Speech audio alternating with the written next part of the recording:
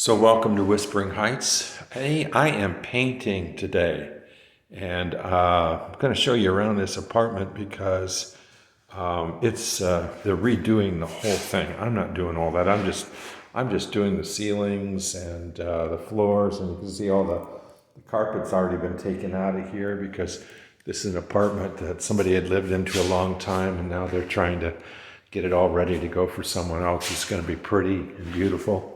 And I brought you here for a reason, one of the apartments that I do, because it wasn't so very many long time ago that a doctor said that I would never work again, and I would never drive again, and that I probably would have to be in a home for a while.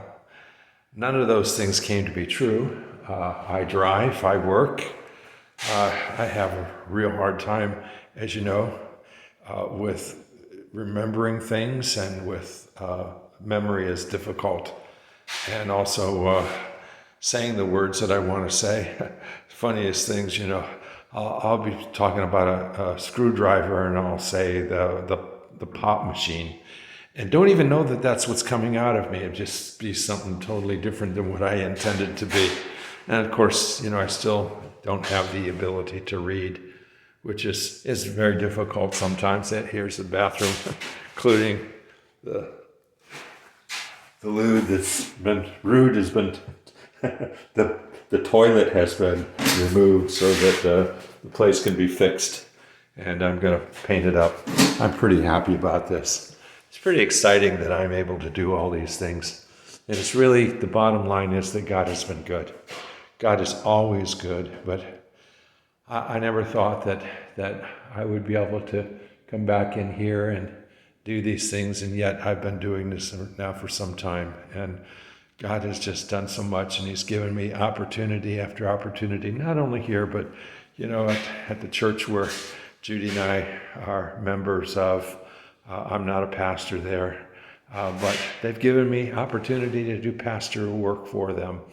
And so, we do the small group program for the church, and this fall we're taking that up another a whole new level, and I'm going to be involved in that, and helping just change the whole program in some ways. People that do small group the way that they've always been doing it are going to continue to do it, but there's going to be a new opportunity for me in a pastoral position, and helping people. Now, just, not a full-time pastor there, but get to do those things. Who would ever thought that? If you go back and look at some of the videos that I had at the very beginning after the accident, man, there's no way.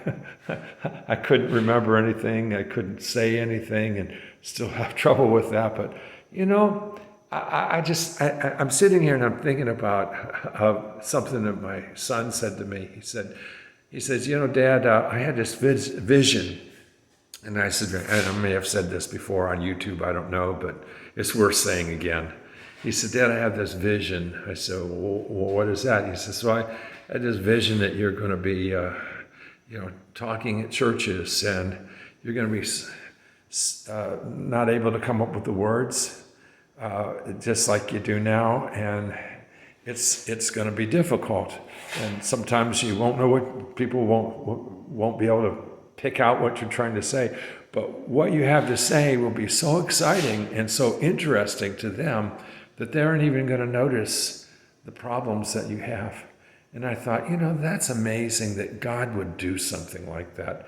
And so, at my own church, I thought for a long time that I would go and do weekend seminars at places, and maybe that's still going to happen in the future. I kind of think that it is. But, God's given me an opportunity. It just kind of opened the door, and the pastors at our church have just kind of opened the door up and said, go at it, And it's going to be a wonderful thing for me to do in helping develop this program even farther than it is right now.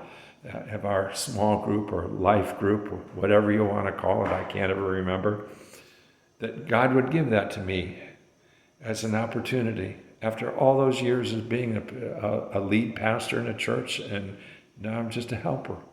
And I like that very much. And I like what God is doing in me and in my life. And it doesn't matter what's happened to you in your life. It really doesn't. It doesn't matter how difficult things are for you. It doesn't matter if the world tells you that these are all the things that you can no longer do. Who made them God? Who made doctors God? Or who made anyone in your family God, or people that you know that like to tell you all the things that you can't do? And God has a purpose. And I don't know altogether what that purpose is, but I have a lifetime left of me. I mean, I laid in that hospital bed, and the doctors told my sons that you need to tell us what to do because I don't think they're going to make it through the night. But now here it is, 2.5 years later. I don't know how long I have left. I might have another 20 or 30 years left. And then that 20 or 30 years is a time to honor God and to worship Him, and to help other people come to honor God and worship Him and know Him, and have just the great blessing of being able to be with God and know God. That's a real blessing.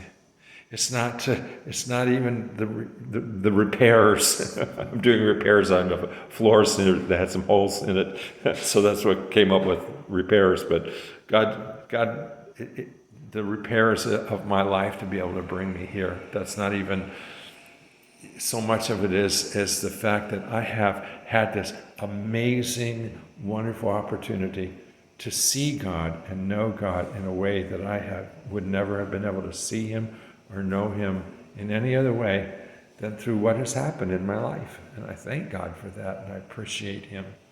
It's good to know God. It's good to go through the tough times and the difficult times and see what God is going to do in your life. Well, I've got to get busy here.